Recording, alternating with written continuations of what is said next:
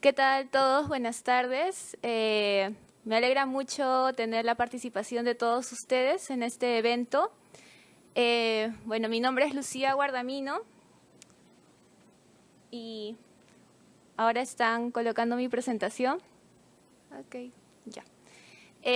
A continuación voy a presentar el estudio sobre proyección de lagunas futuras en las cordilleras glaciares del Perú, que es básicamente un estudio pionero, ¿no?, que por primera vez presenta un inventario sistemático de las lagunas futuras glaciares, empleando un tratamiento metodológico bastante cuidadoso, innovador, y que se puede replicar en otras áreas del mundo, ¿no?, con cordilleras glaciares. La primera pregunta que nos hacemos es ¿por qué anticipar la formación de posibles lagunas futuras, ¿no? Y en realidad no es porque sea un capricho científico, sino porque esencialmente a partir de este estudio podemos también conocer las probables fuentes de almacenamiento de agua, por un lado, y por otro lado también los posibles peligros de origen glaciar a partir de estas lagunas. Actualmente, como ya Cristian comentó, estamos en un contexto de retroceso glaciar que también está afectando la disponibilidad de agua en estas cuencas que dependen del glaciar, ¿no? Y este impacto es evidente no solamente en las zonas altas de las cuencas, sino también en las zonas bajas, ¿no? Por ejemplo, si hablamos de los amplios valles agrícolas que se encuentran en la zona de Ancash, en La Libertad, que son afectados por el tema de la disponibilidad de agua, que sobre todo se reduce en la temporada seca, ¿no?, que es la más crítica. Ya, disculpen. Luego también es importante este tema por el tema de los instrumentos de planificación. Evidentemente, esta información tiene que servir como insumo a los planes de desarrollo concertado, de desarrollo local, a las estrategias de cambio climático y a partir de ello también generar una propuesta de proyectos orientados a tema de adaptación, ¿no? Adaptación prospectiva y anticipada a estas futuras formaciones de lagunas, tanto en el tema de almacenamiento y en el tema de peligros.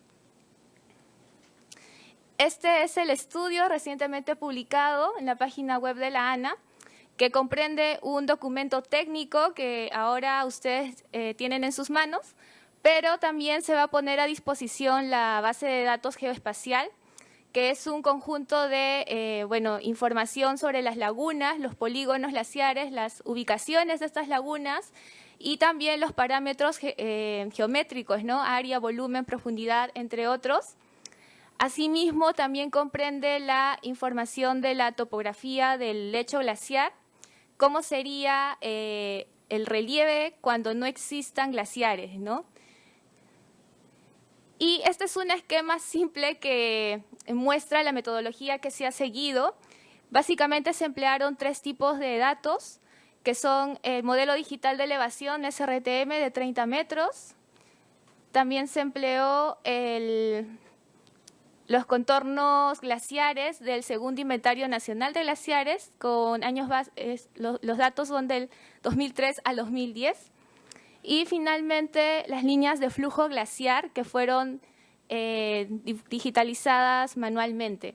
Toda esta información se llevó al modelo GLABTOP o Glacier Bed Topography, y este modelo nos entrega los sitios de probable formación de lagunas con la información de volumen, profundidad, área también y el espesor glaciar.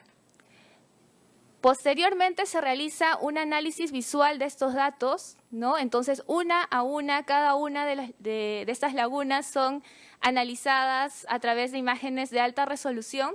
Se empleó el Google Earth y también otras plataformas como por ejemplo el Bing Maps, y a partir de eso se analizaron 3 criterios. Primero, los parámetros geomorfológicos, luego la calidad de traslape entre esta simulación de 30 metros con el modelo digital de elevación de 30 metros y otra simulación alterna que se realizó con un modelo de 90 metros. Y finalmente, si es que se ubicaban en zonas de divisiones planas de Nevisa, ¿no? Si es que la laguna se ubicaba en una zona de división plana de Nevisa, entonces se le otorgaba una baja confiabilidad, y ello debido a que esta es una zona con un alto nivel de incertidumbre, ¿no? Por tener una pendiente que tiende a los 0 grados. También se hizo una estimación aproximada del probable periodo de formación de estas lagunas, y para ello se emplearon la información del primer inventario, que más o menos data de la época de los 70s, y del segundo inventario de glaciares. Y a partir de ello se estimó la tasa de retroceso glaciar y el posible periodo de formación de la laguna. Aquí tenemos una gráfica con los 3 criterios geomorfológicos que se analizaron. El primer criterio, ¿no?, que tiene que ver con que la laguna se encontraría básicamente en la zona plana, no en la zona de escarpe. Consideremos que la zona plana sería la zona con la depresión en el lecho glaciar. Luego, esta zona plana además sería la zona que no presenta agrietamientos y se encontraría por encima del área de estrechamiento, ¿no?, de la zona de estrechamiento lateral del relieve, ¿no? Y esta sería entonces la posible laguna identificada. En este caso, por ejemplo, podemos decir que se trata de una laguna con un alto nivel de confiabilidad en la simulación. En este cuadro podemos observar cómo se realizó la atribución de los niveles de confiabilidad, ¿no? De baja, baja media, media, media alta y alta. Por ejemplo, si nuestra laguna cumplía con 2 criterios geomorfológicos, se le consideraba con un nivel de confiabilidad media.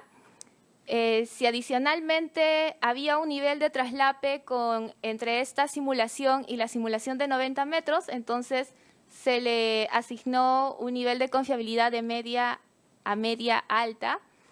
Y en caso de que se encontrara en una zona de plana de división de Nevisa, entonces se bajaba o descendía a un nivel de confiabilidad baja.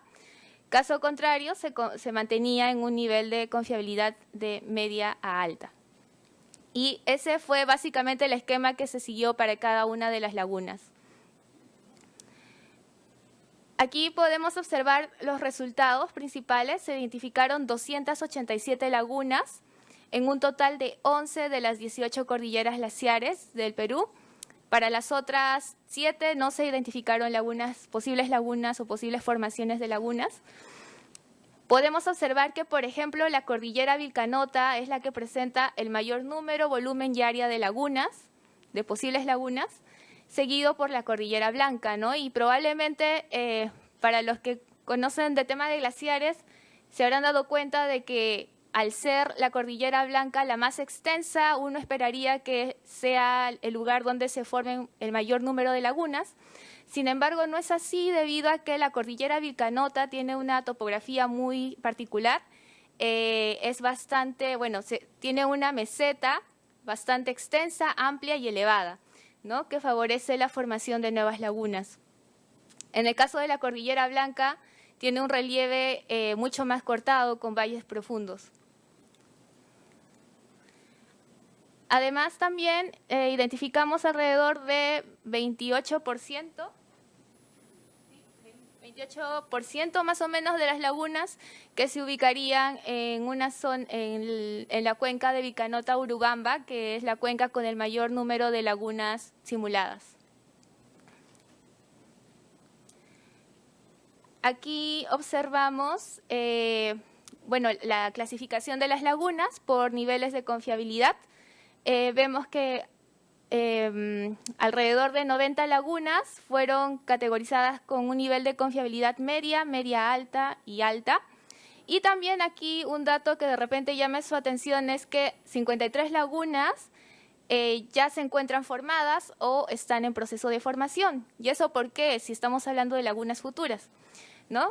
Recordemos que la información que se utilizó para realizar este modelamiento utiliza los polígonos, los contornos glaciares del inventario del 2003, que va de 2003 al 2010. Entonces, al momento de realizar la inspección visual de cada una de estas lagunas en el visualizador de Google Earth, ya pudimos constatar de que muchas de estas lagunas al 2016, 2017, 2018 ya se habían formado, ¿no? Y es un número bastante alto, 53 lagunas, lo cual nos indica que también la simulación fue exitosa, ¿no? En este caso. Bueno, y aquí tenemos una imagen de la Cordillera Blanca. Estas son dos lagunas que nos dieron un nivel de confiabilidad alto en la simulación y, en la evaluación de los parámetros morfométricos, ¿no? Este es un ejemplo de la Cordillera Raura. Aquí podemos observar un caso de simulación exitosa de una laguna y en la parte del glaciar también vemos una nueva laguna que se está formando y que también coincide con la formación de una pequeña laguna supraglaciar que también está iniciando su desarrollo.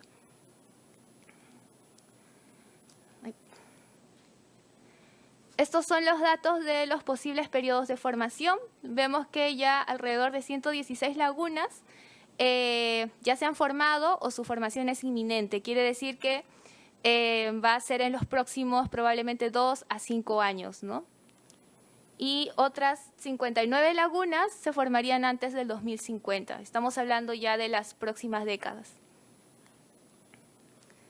Entonces, como conclusiones, podemos decir de que la simulación es robusta, principalmente en términos de la ubicación de los sitios donde se van a formar estas nuevas lagunas. Sin embargo, cuando hablamos del tema de los cálculos de área, profundidad y volumen, existe una incertidumbre relativamente alta que va más o menos en un rango del más menos 30%. Se puede mejorar, sí, la precisión de estas estimaciones usando otro tipo de métodos complementarios, por ejemplo, las radioecosondas. Se estimó un total de 223, si mal no estoy leyendo, millones de metros cúbicos de volumen total de estas lagunas, que representa de 0.5 al 1% del volumen glaciar total, ¿no? Quiere decir que, ojo, del 2003 al 2010. Esto quiere decir que, si citamos también un estudio realizado en el marco del proyecto que nos dice que hacia el año 2050, en un escenario optimista, los glaciares van a retroceder en un 30% y en un escenario pesimista en un 50%. Esto nos indica entonces que más o menos estaríamos perdiendo alrededor de 29% hasta 49% de agua que no se estaría almacenando naturalmente. Entonces deberíamos pensar en qué posibilidades existen y cómo se podría, digamos, retener esa agua que se estaría perdiendo, ¿no? Entonces aquí podemos proponer temas de intervenciones, ¿no? Pueden ser embalses o intervenciones verdes o proyectos multipropósito, que son estos proyectos que ofrecen diferentes beneficios y que deben ser implementados dentro de un enfoque participativo, ¿no? Lo cual es también bastante importante para asegurar la sostenibilidad del proyecto. Entonces, los pasos a seguir serían poner énfasis en la gestión del agua en los próximos años y décadas, porque vimos que las lagunas se van a formar en las próximas décadas principalmente. También desarrollar investigaciones locales, sobre todo en lagunas priorizadas, ya sea por el tema de su importancia para el almacenamiento de agua o por el peligro que pudieran representar. Y finalmente también seguir poniendo énfasis en estos estudios de modelamientos de el alcance, digamos, que pueda tener los movimientos de masa por aluviones, ¿no? Para identificar las potenciales áreas que podrían ser afectadas. Y muchas gracias.